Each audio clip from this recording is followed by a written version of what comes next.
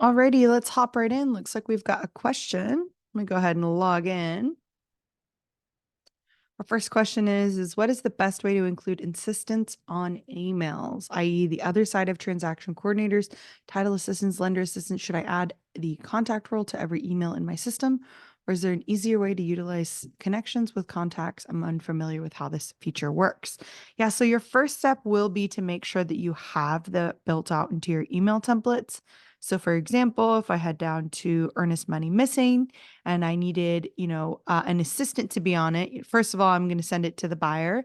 But when we're talking about the CC, I'm most likely going to need either that BCC on all buyer emails. Let's say if there was like a family member helping the buyer remember when to get that in there, but co-agent, buyer's agent. But we would also probably want to make sure that we have the assistant that would need to be on this email as well. We could also have a BCC if we needed to, but you would want to make sure that you have that contact role added to that email as well. So let me see if I can find another good one. Intro email to closing parties. This one might be a good one. Because we might, we might need to reach out and send this over to the additional people. If we look through here, we've got that escrow officer and that escrow officer's assistant. Even if the escrow officer doesn't have an assistant, we still want to make sure that that contact role is built out and added to that particular email. That way, if there was a person with that contact role, they would be added to that email. So you'll want to first make sure that you have those assistants added to the emails that you needed added to.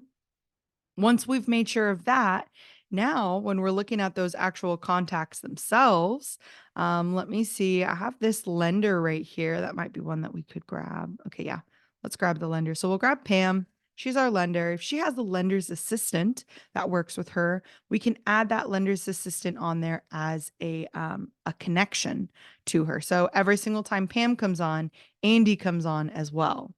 Now, Andy, I think his default contact role doesn't really make sense. His is different. So let me see if I can grab him and change him. Andy, I'm going to update this from the what's it called to the lender's assistant. Here we go. Now, the way that you're setting it up when you're going to make that connection is first we're going to locate that contact and we're going to select them. We're going to head over underneath that connections area and we would search for that particular person. So I'm going to delete Andy right now. We're going to search for Andy again. Here's Andy. Once we have him added on here, we're going to want to make sure that we have this button selected as well. What this means is that every single time Pam gets added, Andy's going to get added as well. If Andy also has a connection, then that connection that's connected to Andy will also be added. So just keep in mind that you might end up creating a chain link effect with your connections in the system if you do have them connected like this.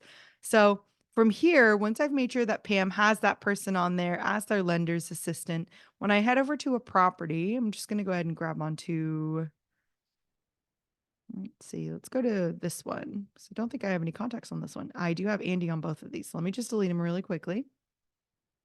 Cool. When I go to add Pam on there, that's my lender. Grab Pam. You'll see here that Andy comes on automatically. So that's the way that that looks. I can see that Andy also has some other extra permissions turned on here where he gets a portal invite as well. But this is how we would have that connection come on. I believe I would have to do some testing, but I believe that if we added Pam on through the intake form, Andy would also come onto that property through the connections as well. I'd have to do some testing to double check that, but I'm almost positive that's how that works as well. But so yeah, so it'd be a two-parter, making sure that you've got that contact role added to those emails, and then the other part, making sure that those people are connected. The other way that you can do it if you're planning on bringing on a group of people, right? Let's say it's not just like a one singular contact that has a connection, but you want to bring on a group of people.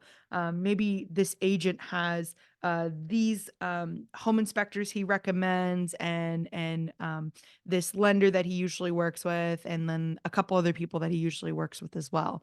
You could also use contact groups to bring on people as well, like a group of people. So not just like one person that has a connection, but instead this would be bringing on multiple people.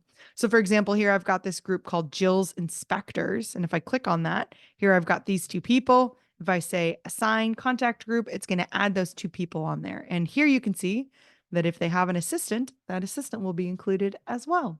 So it kind of depends. You're either going to be building it out that you're making those connections to each other individually, or you can have it that you're bringing on a whole group of contacts. To build out that group, we're going to head down to our hammer icon, and then we're going to get into filters. Once we're in filters, we're going to head down to groups. Here we can add in those groups. So I'm just going to say Hannah's team. We'll build out a group together. So I've created that team here, Hannah's team. Now what I'm going to do is I'm going to head over to my contacts and I'm going to locate the people that I want to be on my team. So we'll grab, let's go ahead and grab our lender. I believe I can add it to here. Okay, cool. So we'll grab my lender. I know that my lender's assistant is going to come on through that connection, so I'm not going to grab them, but I also want to grab some homeowners insurance recommended by the agent. So we'll grab those two people. I'm going to click on options and then click on groups. And then here I'm going to add to Hannah's group. If I want to add them individually, let's say Michael, oh yeah, no, I need to add Michael to a group. We're just going to head to groups and then we can select the group that we want to add them to, and then they're going to be added to that group. And so now when I go to a property, let's go ahead and head over to my dashboard and let's grab a different property. This Countryside Drive one works. We'll go over to contacts. We've got a couple contacts on here. These all look good. These look good. If I want to assign Hannah's group, because Hannah's the buyer's agent, we're just going to pretend that I'm the buyer's agent on this particular property. Let me update that. Here we go. I'm the buyer's agent on this property. I need to assign Hannah's contact group. Here we can click on contact group. We can select Hannah's, and then these party members will come on. So I can say assign contact group, yes. And now I have the lender that Hannah works with, the lender's assistant that works with Hannah as well. And then I have these homeowner insurance agents recommended by the agent. So recommended by me. I recommend these three people. Now, once that person selected that person, let's say they say, oh yeah, Jon Snow sounds perfect. That sounds like the person that I would want to work with. I can click on where it says homeowners insurance agent, and I can update that to from the recommended to now they are that home. Let me see if I have one. I think it's going to, we'll just click this one. We'll say that they are that home protection plan representative that my client wants to work with. So it's either bringing it on through individual connections, you bring it on one by one person, or you can assign that whole contact group to bring on a group of people. You can always alter that contact role once they're added to the property. It's not going to update it for John underneath the contacts area, but specifically for this property, he is the home protection plan representative. Let me know if that makes sense from beginning to end, or if you need more details on how to set that up. Awesome. Yeah, awesome. Alrighty. Can I get a quick visual of how that Docusign integration works, how you send amendments out for signature and OTC? Yes, we can do that. So I'll go to a property. As long as I've got that Docusign integration, again, Docusign is available for those who are on the Pro plan and up, so Pro or Scale plan. First things first, when it comes to that Docusign integration, we're going to want to make sure that underneath that gear icon, apps and APIs, we'll want to make sure that we have that Docusign profile logged in. So if I click on manage profiles here, I can see my profile. If I need to connect another one, I can, but it's on there, so we're good. We'll go back over to that property. We can either go to our More tab and go to Docusign to ensure that it's been added on there. Here you can see any envelopes that have already been created. We can also head to the Documents area. If we've received an amendment to a document and we've put it into our file roles, from here we can review that particular document. So let me see, this one's already got signatures on it, but let's pretend we needed to amend that one again. I can select that document here and I can click on Options. And then I can go to Docusign. Believe I can also click on the drop down and go to, oh, nope. So it's going to be selecting that document. Okay, good. Going to Docusign. Once I've done that, here I'm selecting whose profile I want to send that document through, what the name of that envelope is going to be, who the document is. And then here I can also select signers. These signers are going to be people who are already added to that transaction. So you'll want to make sure if there's someone here that's missing, we'll want to make sure that we've added them underneath the contacts area. And then we'll want to go back here to add them to send that out for signatures. Now to send it out for signatures, what I'm going to do is I'm going to go ahead and say select Hannah. And then below this, what I'm going to do is I'm going to want to make sure that yes, CC the property email address has been added as well. That way I can make sure that when this document gets signed and sent back, that it does send it back into open to close. That way I don't have to forward any emails or search for any emails and add them to open to close. I know that that document's going to come back in. Here I'll click on build envelope. It's going to build that envelope in Docusign, and then it's going to prompt me to log into Docusign. Once I'm in Docusign, I'm going to see that document. Here's that document. I can click on view if I need to review it. I can also add in more recipients if I wanted to. So here I'm going to alter that email. That way I get a copy of it. We'll just go ahead and grab that. Say, Hannah, this all looks good. Once I feel good about it, I'm going to say next. Here I can add on those signatures that I need to add on. So I need another signature. Let's go ahead and say here. Apologies for that. So here I've added on a signature here, and I can say send.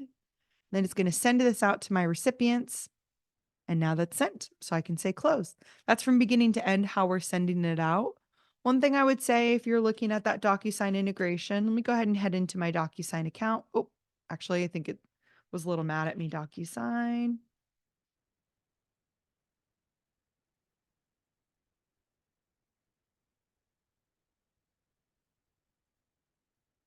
Let me log in.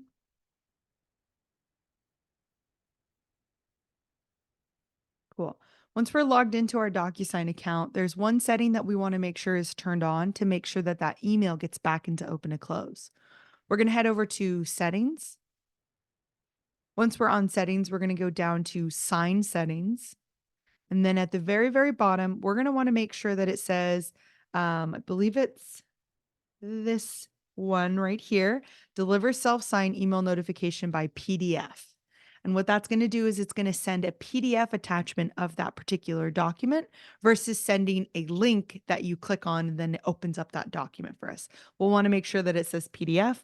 That way, when that email is sent back, once that signature has been received, it does come into open and close as an unapproved document. So I'm going to go ahead and go in on my end and I'm going to sign that particular document. Here's what it looks like when you've sent it out for signatures. I can say agree and continue. I can click signature here, hand banan, looks perfect, adopt and sign, and say finish. Now, obviously, this is if I was the client, right, signing that signature. I could get a copy of it. I can go ahead and say no thanks for this. We're good on this end. We'll go ahead and close out of that. I'll go ahead and close out of my Docusign. And then here we'll just wait. We'll go to the dash page, the dashboard. Here you can see that we've got that unapproved document. If I click on that property, it'll take me to the property. It'll take me to that document. Here's that document I can review. And we see that signature. So that's from beginning to end the way it looks to send out that document from open to close through Docusign to get that signature.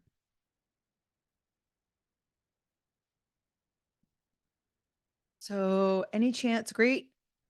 Any chance that Dotloop has the same capabilities? So Dotloop has a similar capability in the sense that we can push and pull documents from open to close and push it into Docusign. I'm sorry, Dotloop. So here, let me go ahead and put this file. Actually, no, we'll just leave the file there. That's fine. So for Dotloop documents, if I needed to pull documents into open to close, I can, click on as long as I have that connected. Once again, we're going to make sure apps and API, we have it connected. We'll want to make sure that we have our property connected to a loop within Dotloop.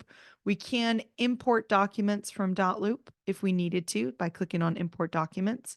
And then when we're on the documents tab itself, if you notice, we kind of saw it a little bit earlier. If I need to push over these documents here, I can click on our drop down and then say upload to Dotloop. I can grab onto a folder and say upload file, and it'll push those documents over into Dotloop. As far as for signatures, we do not have that capability just yet. So sending documents to and from, yes, but if you wanted to have that same kind of functionality, doesn't have that but that same functionality as Dotloop just yet. I'm sorry, as Docusign is just yet. Both of these guys got D's in their names. So after we're done sending that over to Dotloop, we would want to log into Dotloop. And then if we needed to send it out from signatures, we'd have to send it out from Dotloop. Getting it back into open to close, usually I just say, have that property email address CC'd. The other way that we can get the documents back into open to close is if you do get an email recipient of it. I'm not sure if my inboxes are going to work. but you can technically, here's that document. We can click on that document attachment right here, open up the attachment, review the attachment if we have our Gmail connected. And then here we can review it. We can either say download or we can associate it to a property.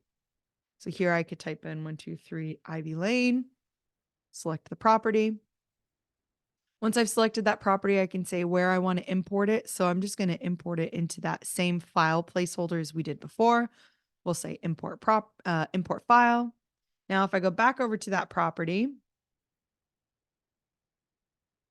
we go to documents, we scroll down, and I click on my little paperclip right here. Here's that document with that hand banana signature. So it just kind of is, it's a different way of getting the document into open to close. And it kind of just depends on how you have it being sent out, if you get a copy of that in your Gmail or not, that kind of thing. Cool. Great questions, guys. Alrighty. I know that today we had tasks and triggers 101. We had some questions on like how to convert and get into, using property triggers. Oh, cool. One looks like we've got another question. How can I make tasks that are brought in from a task template scheduled to be immediately similar to triggers? For example, when I change the status file to canceled, I want tasks to come in immediately to show my health bar so we don't forget to do them that day. Yeah, so it's going to be a matter of updating kind of two parts in it. Tasks, they come up based off of due dates, right? That's how we're having tasks come on. So if I'm looking at a property, this Sugar Oaks Drive here, and I have my cancellation task template built off of a cancellation date or date of cancellation in my account, that's going to be what will push those tasks and say that those tasks are ready to go or ready for review. So the first thing I would want to do is I'd want to make sure, number one, that I have a date field built out for cancellations. Let me see if I have one already. It's appraisal canceled. Here we go. We've got cancellation. We've got termination date. So here we've got that termination date, due date.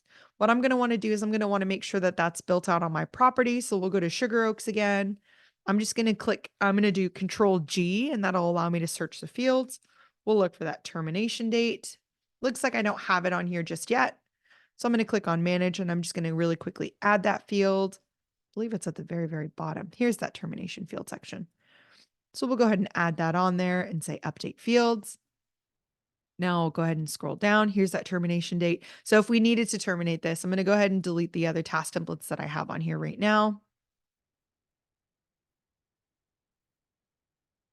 Now, obviously, if we updated the status on this, it would be a lot faster. So if I go to active listing and I change this to canceled, it'll ask me, do we want to delete all uncompleted tasks? I'm going to say yes. We want to delete all uncompleted tasks. Say close.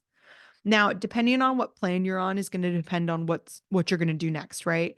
I'm going to say that today's the termination date. So I'm going to click on where it says termination date, click on not set, and I'm going to make sure that I have today selected. Sorry, let me click on the 20th and say update. Now, depending on what plan you're on will depend on what your next step process is, right? If we have a canceled property like this and I said yes, remove all task templates, then we're either going to want to click on apply template and search for that termination task template.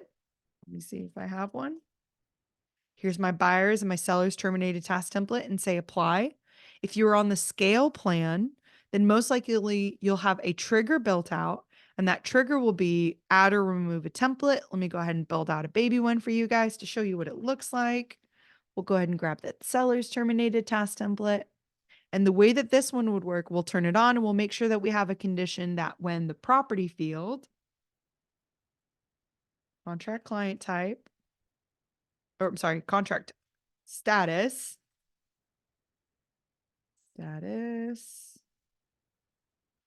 file status, that's the one I was looking for, I'm sorry, is equal to terminated. Or did I say, I think you said it was canceled. Cool. When it's equal to canceled. So here we've got this trigger built out that when this file status is equal to canceled, we could also say, if the termination date is not blank as well, this trigger needs to come up to queue. We execute it, and then we get that task template applied. Now that that task template's on here, we can see that these are due the same day as the termination date. So they're due today. And so that's how you would have it built out, that this would be immediate. You would want to make sure that you have a date that's associated with when you terminated. And then you'll want to make sure that that due date on that particular task is set up as same day as the termination date. I would also probably look into marking these tasks as critical as well. I also might want to think about, I think that, oh yeah, well, the priority is already marked as due right here. So we can see that the priority is also marked as due just because it's due today.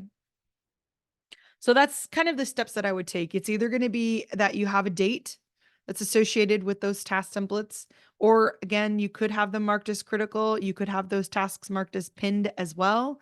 If you needed them up at the top, I usually suggest having that due date is really helpful. After you're done and you change that status to canceled, either you're going to be clicking on apply template and looking for that terminated task template and applying it, or if you're on that scale account, you're going to have a trigger that's built out to say, well, when we meet these particular conditions, we want this task template to apply to this property. Cool. The other way that I've seen people do it as well with their terminated task lists is that if you find out the day of that it's terminated, let me go to this other listing that I have here. We find out that it's terminated. I have it built out that I have a task at the very bottom that says trigger if terminated, delete post closing if not needed. And so what this task does is that when I check off this task here at the bottom, it does apply that terminated task list here. Now, it doesn't remove any other task templates at this time. I could technically build out another trigger to say remove all the task templates. But for now, what this would do is if I checked this task off, this trigger would be ready up for review. I'd be able to review it and add it on there, and then it would add on my terminated task list. The only problem is it doesn't delete any of my active task lists, right? It just adds on that one additionally. So I usually suggest update that file status and say apply template, or like I said, have that trigger template built out to apply that task template or say that task template's ready to come up for that terminated process. Cool. Great questions. Let me know. Feel free to continue to pile them into the or add them into the Q&A as we go through it. Awesome. Yeah. No worries. No worries, Kyle. Really, really great questions. So like I was saying, we had a couple questions on today's training, tasks and triggers of how to convert task templates into property triggers or property template triggers. So how are we getting those on there? How are we setting those up? I can go through, I was thinking about going through and kind of showing you guys, the step-by-steps with that, how to get that in there.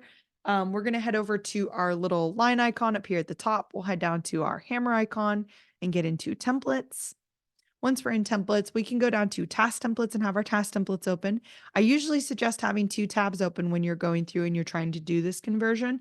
That way you can have one tab open up on your trigger templates and the other tab open on your task templates. When we're talking about converting to the scale account, it kind of depends on where you're at in your process.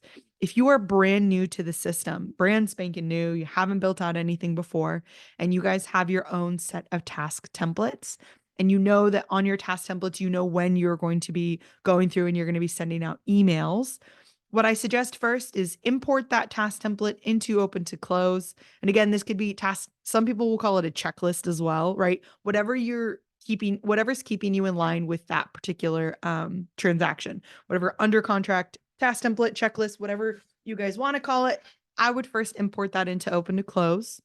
Now, my usual suggestion is make sure that you have that task template split up so that you have your main under contract tasks, your inspection tasks separate, your HOA tasks separate, your appraisal tasks separate. And the reason I say that is because that's the best way to set up your system to make sure that you're only doing what you need to do for that particular property. So similar to how I have my task templates split up, and I'm going to go ahead and just zoom in really quickly. I've got my main ones, my inspection, financing, home protection, HOA appraisal, post-closing, and terminated tasks. I have all of these separate. I would suggest that when you import into open to close, you follow that same route. Separate your task templates. That way, in the long run, you're saving yourself a lot of effort, right? If you keep it all in one, then when you go to, create these triggers, you're going to have things come up that you may not need ever. And you're going to be confused. Wait a second. I'm pretty sure I have to delete this task, but this trigger is coming up, right? What do I do with the trigger next, right? So if you have them separated, it makes it a lot easier, like in the long run with your process. So now that I've had them separated, right? I've separated them. How do I go through and I convert these into my property triggers? Well, I'm going to start with my main under contract ones. I'm going to open that up. Any place that I see a lightning bolt icon, or I say that in my task name here that we're doing sending an email, right? So this one just says send opening emails. Let's pretend we didn't have our any triggers associated with it, just says send opening emails. I know that I'm going to want to have a corresponding buyers under contract property trigger template. So within my property trigger templates, just clicking on that one, I'm going to go down. I believe I already have one underneath here. Here's one that I built out. We'll go ahead and select edit. If we wanted to create a new one, we're just going to select add new, name that template. So I'll just go ahead and grab a name. I'll just grab a name. This name's fine. And then click on property triggers. If you have property triggers available, it's going to be available for those who are on the scale account. So here we'd say property triggers, say create template. I'm going to go ahead and click on the one that I've already created. And the way that I have this one created, I can click on sort triggers and I'm going to zoom in. The way that I have this one created is that I've got this intro email that goes out. I've got some earnest money emails that go out. I've got a task template that goes out, and I've got a final request for buyers. So the one that we're going to focus on is this email template right here up at the top. So I have a trigger right here built out that this one is due the same day as the intake date at 8 a.m. It's an intro email to closing parties. If I click on that email icon here, I can see very similar kind of settings for our email templates. If I click on that one, it's going to say, yes, I'm editing that master email template. I can review it here.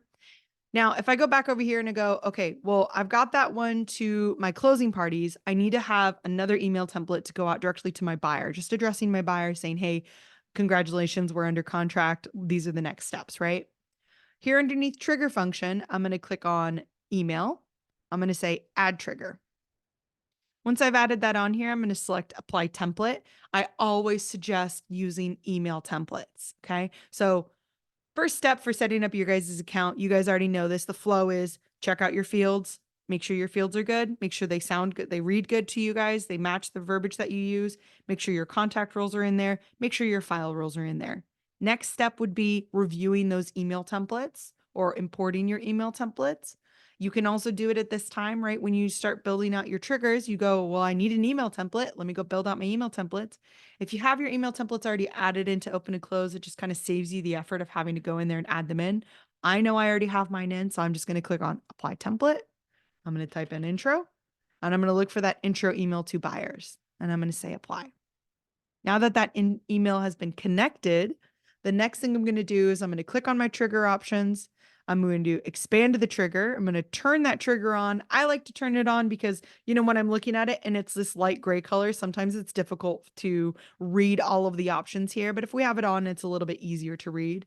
I'm going to go ahead and zoom in a little bit. That way we can see it. Here we have this particular trigger. Now that I've turned it on, we've got a couple more things that we want to make sure are set up with this. Number one, I want to set up my contingency. Depending on how I want my triggers to come up will depend on how I set up my contingency. I can either say that I want this to come out the same day as or different business day. For the time of day, I can say the moment that this trigger is added to this property and it meets the conditions, I want it to go out immediately, right? Immediately, I want this email to go out. Or I could say, well, by 8 a.m., the earliest or the latest, I should technically say, I want this email to go out. So it just kind of depends on how you guys want to have your email set up. As you can see from my other examples, I've got same day as intake date at 8 a.m. My earnest money is missing, not received. I want this to go out immediately. I want this one to go out immediately.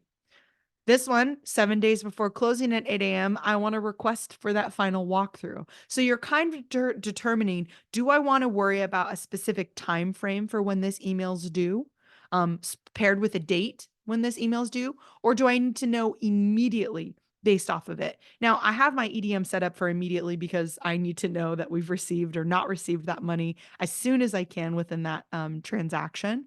But for my final walkthrough, I'm okay to, send out a request 7 days before the closing or 14 days before the closing. And if I wanted to change that, it's just a matter of clicking on that contingency, updating the days to 14 and saying update. So I need 2 weeks to know. And now we can see it says 14 days.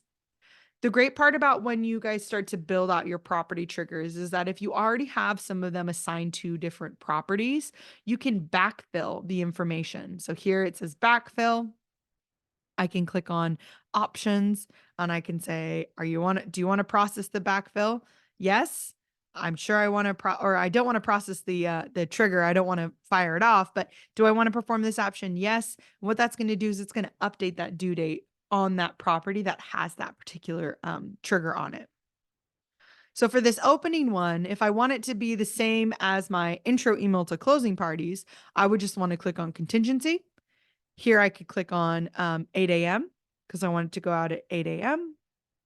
I would say the same day as, and then I would choose intake date. And then at the bottom, I would say update. Now, I mentioned this before. There's some trickle down rules for this weekend roll, federal holiday roll, and skip federal holiday. If you guys are using your intake form and you already have those rules set, what that's going to do is it's going to trickle down from the intake form onto that property. And then it's going to trickle down into those date templates, into the task templates and the task triggers. And it's also going to trickle down into your property triggers. So you can choose to set up, if you know for sure that you need to have it happen before, on that Friday versus, Monday, you can have it set up that you set up the weekend federal holiday roll or weekend roll here, or you can leave it as none and it's going to follow whatever rules you have set up on that intake form or wherever you have set up on that property. It just depends. I'm going to go ahead and say update. That contingency has been added on there. The next thing I'm going to want to do is add on a condition. Regardless of whether or not the condition's a basic condition or not, I always suggest adding on a condition. So what's a basic condition? Well, if I scroll down and we review this trigger that I already have built out, I have 2 conditions on here that say, as long as the listing agent and the buyer agent exists on the property, I want this email to go out. Well, on your properties, your listing agent, your buyer's agent should always be on the property, right? So it's that condition's always going to be met.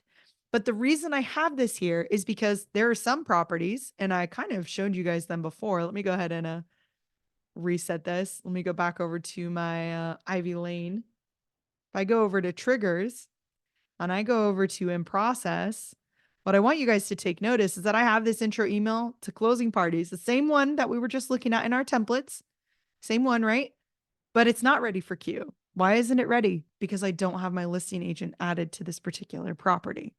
And so having those kind of basic conditions can really be helpful for you guys to make sure that you're using the system the way that you need to be using it.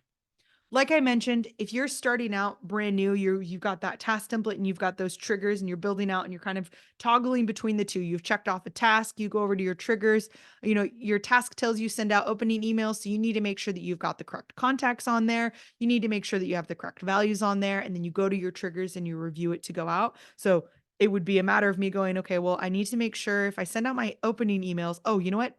I need to add my listing agent on there, who is Jill.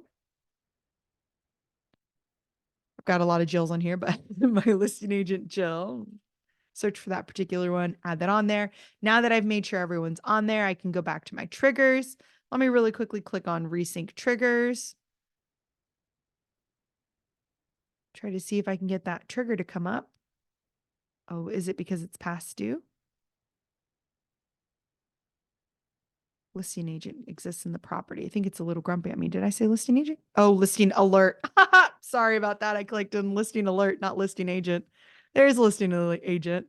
There we go. And now we see that trigger's changed from 1 to 2.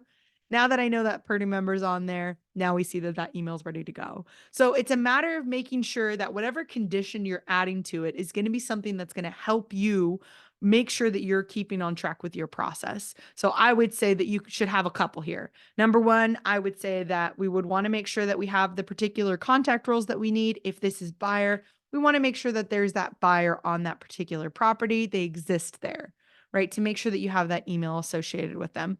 I'd probably add another condition, and that other condition would be, well, if the property field, contract client type, is equal to buyer, I also want to have this email to come out, right? And that can be helpful for if you guys are, if in your guys' process you deal with a lot of dual transactions, it can be very helpful to know that this intro email to the buyer is only going to go out if the contract client type is equal to buyer, right? That way we can make sure we're not sending out one that's, more directed towards a dual transaction. We can make sure that this one is specifically for buyer. I would probably build out a different trigger that would be intro email to dual, right? That would be my other email template that I would build out. So these are going to be the steps that you're taking. You're going to be looking at that particular task within your task templates. You head back over to your task templates. You're going to see what that task tells you to do. It says send opening emails. And then within your trigger templates, you're going to have a specific trigger template for your main under contract triggers. I have this one built out specifically for my buyers. And I would be adding in, instead of clicking on this little trigger icon and adding in triggers here, I would be selecting here, trigger function, what I want it to do. And I'd be adding trigger here. Let me know if there are any questions regarding how to build that out. That's specifically how we're building it out for emails. There's a couple other ways that we can build out property triggers to also assist us with that transaction. That can be very helpful depending on, once again, how you have your intake form built out or how you have properties being populated.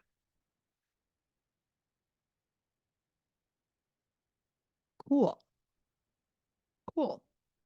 So the other way that we're kind of using our trigger templates is not only to bring on those, those emails or send out those emails, but we can also build out a trigger template to bring on fields as well. So here I've got this fields for buyer and seller. And if I click on edit, it's going to open it up for us.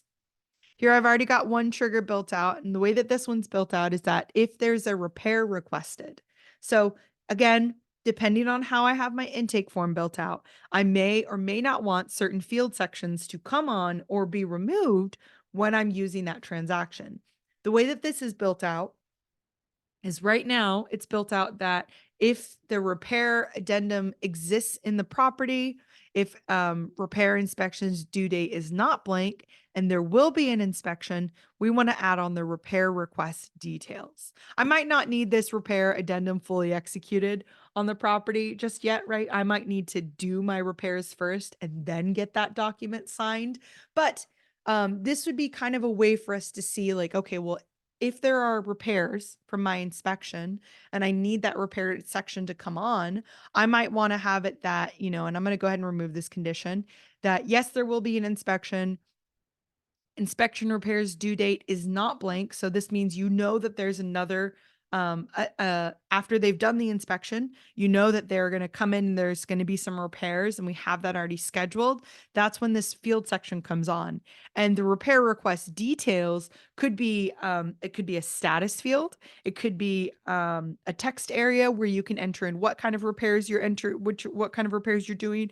It could be a field that says that the repair Oh, sorry about that. That the repair request has been received or it's been sent out to, your buyers or your sellers, whoever you need to send that information to. So it could be just these additional field sections. The other way you can build out these field sections for your triggers is you could also say, well, I want to add on the, let's say, HOA details after the fact, right? Maybe you don't find out that there's an HOA until way later on in the process. Then you might want to have a trigger set up that if the property field HOA, is there an HOA, is equal to yes. And so the way that this one will work is that if the property's been created, and let's say originally your agent or whoever was filling out that intake form says, no, there is no HOA, right? But then a week in, you find out actually there is an HOA. And we do need to get those documents over. The way that this trigger would work is that it's going to wait and listen for when we change that answer from no to yes. And then it would apply that HOA field section. We could also have it apply, this would be kind of the same rule that you would want to do for when you're looking at your task templates or your trigger templates as well. If you want to say, well, yeah, once I know that there is an HOA, I want to bring on the triggers that are associated with it, or I want to bring on the document template that's associated with it. You would work, you would build out the triggers to associate with that specifically as well. But this is specifically how we'd get that field section on there. So we have property triggers that can bring on emails so that we can send out the communication. We have property triggers that can bring on or remove field sections so that way we can track the correct data that we need to track. And then we can also create another trigger template that's specifically bringing on, and I wonder if this one's the one that I have built out for it. Okay, no, I don't. But let's go ahead and name this.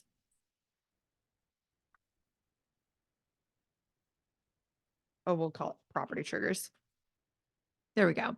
I can also have it built out that I need it to bring on specific property triggers. So if you guys recall at the beginning of the beginning of today's meeting, I talked about, termination task templates, right?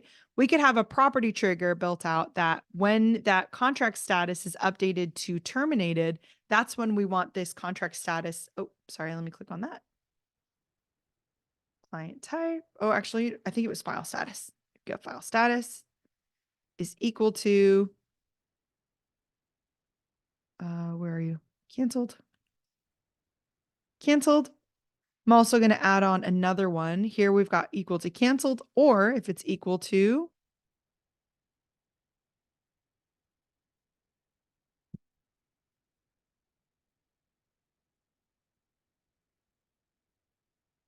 terminated.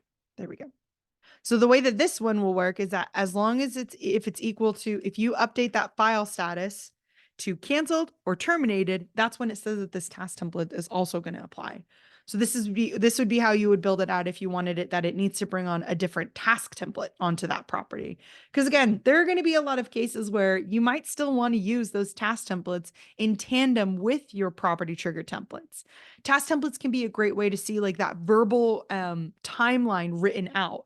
Our property triggers are really great for if you're already used to filling out the fields, uploading the contacts, uploading the documents to that property, then you know that things are going to populate correctly. That's the best way to use your property trigger templates.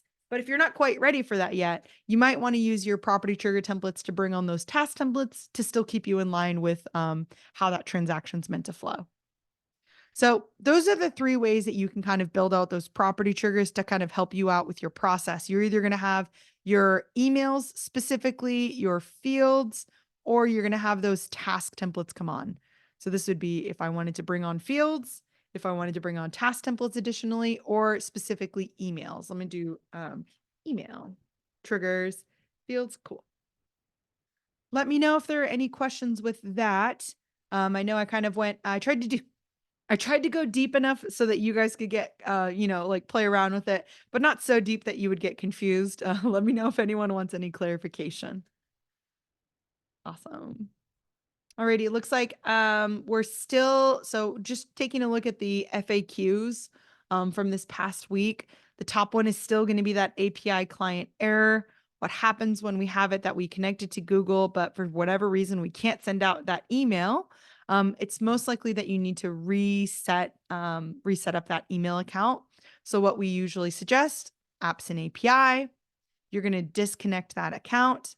Once you've made sure that that's disconnected, obviously, usually at this point, you've reached out to open to close and you're asking them for help on this, right? And so usually we'll send you an email with a link that tells you where to go to do the next step. That next step is going to be going to our third apps and APIs or third-party apps and services within your Google account, locating that open to close and deleting the connection with it. Because what we want to do is we want to refresh that connection again. Okay. So once we've removed it, we've deleted it, we've removed it. We're going to go back into open to close. We're going to head back down to our gear icon into apps and API. And then we're going to click on authorize. We're going to skip all of the beginning steps. And we're just going to say I've whitelisted, connect my Google. You're going to select the account that you want to connect. You're going to want to say allow. And now that email account is going to get connected. So it seems like that one is a common one that comes up with everyone. Recently, it's just been a matter of making sure the steps that we're following are disconnect, delete that third party, and then reconnect back into open to close. And that's what's going to reset that connection to allow you to send out emails. Let me know if you guys have any follow-up questions from there. Okay, looks like another question that we have is that some people are having issues where it says invalid send from email. So what that means is that if we go to a property, I'm going to go ahead and go to this Countryside Drive one. If we go to a property and we have that error, if that error comes up for you guys, what I want you to do is I want you to go to this little drop down arrow on the property. You're going to click on defaults and settings. Then you're going to go down until you see default send from email. Sometimes this place is blank. If we do not have a default email selected, then we're going to have that error that says invalid send from email. That means that there's not a default email selected for this property. It's trying to send it out, but it doesn't know what to send it through.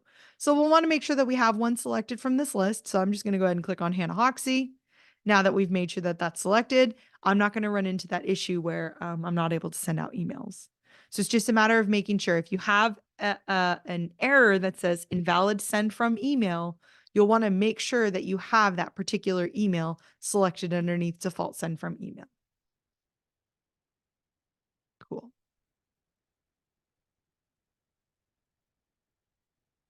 Cool. Looks like we have a couple other, another question about conditions. So let's go ahead and head over to our intake form. I'm going to go down to our hammer icon into templates.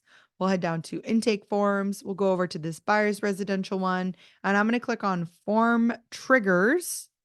And I'm going to click on trigger options. So the question or the issue that people are running into is that for their intake form conditions, they're trying to understand the difference between and versus or and how those are built out, right?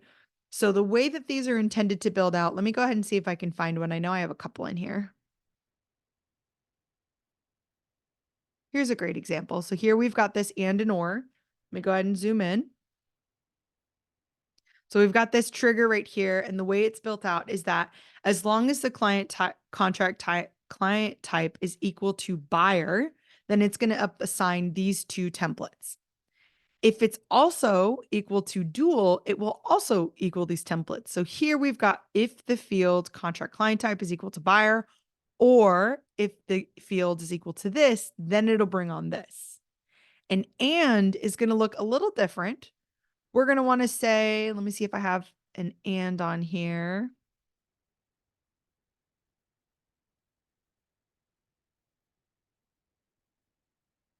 Okay. We'll do referral fee. Is there a loan? We'll go ahead and do this. Is there a loan? I'll go ahead and add on one. So if we wanted to add on an and, we would click on add condition. We'd say property field. We'd say what field we want. So I was thinking the finance type might be a good one to grab. Finance type is not blank, and add that on there. And so the way that this one works is that as long as is there a loan is equal to yes, and the finance type is not blank, that's when we have this particular task template and this document template come on. So they have to meet both of the conditions to apply. The other one that we saw earlier, yep, I'm going to go ahead and delete that condition, is that if the contract client type is equal to buyer or dual, then it'll apply this particular set of triggers or set of, it looks like a task template and a trigger template for this one. Let me see if I can build out another or on another, let's go back down to that loan one that we had. Here's that loan one. Let's say we wanted to build out an or, right? I know how to build out the and. We've got our first condition. I click on add condition that builds out the and. To build out an or, we're going to want to click on field. We're going to select conditional type and we'll say what our conditional type is. We'll go ahead and say property field for this example. I'm going to go ahead and grab that same financing type and say, as long as that's not blank once again, we want that to come on. So now this is how we've built out that or. So it's either going to be that we've said, yes, there is a loan, or that financing type is not blank. Then we want this task template and this document template to apply. So that's how you're building out. Either you're going to have that and where both conditions need to get met, or the or, where one of the conditions need to get met, and then it's going to apply that trigger. I'm going to go ahead and remove that condition on there because I don't need it.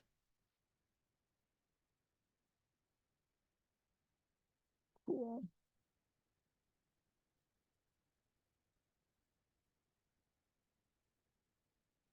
Alrighty.